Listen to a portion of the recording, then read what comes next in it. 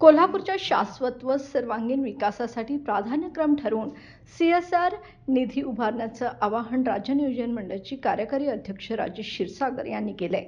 जिल्हाधिकारी कार्यालयातील शाहूजी सभागृहात ऑक्टोबर 2025 मध्ये होणाऱ्या कोल्हापूर सीएसआर शिखर परिषद अनुषंगाने आयोजित बैठकीत ते बोलत होते।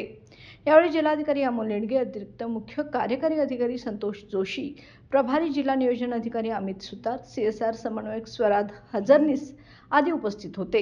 राजेश क्षीरसागर यांनी स्पोर्ट्स सेंटर, अम्युजमेंट पार्क, आदर्श शाळा, फुटबॉल मैदान, गडकोट सुशोभीकरण अशा विषयांना सीएसआर अंतर्गत प्राधान्य देण्याचं सुचवलं।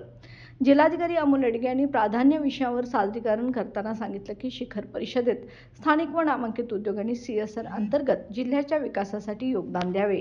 कोल्हापूर महानगरात विधायकतेचा अरुणोदय।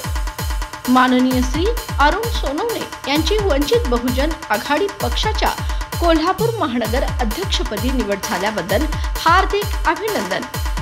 शुभेच्छुक माननीय सुरेश देसाई, सम्राट इंडस्ट्रीज, माननीय मुकुंद पवार, सोहम कॅटरर्स, माननीय अभिजित फटकर, माननीय अमर पाटील, माननीय राजू पाटील।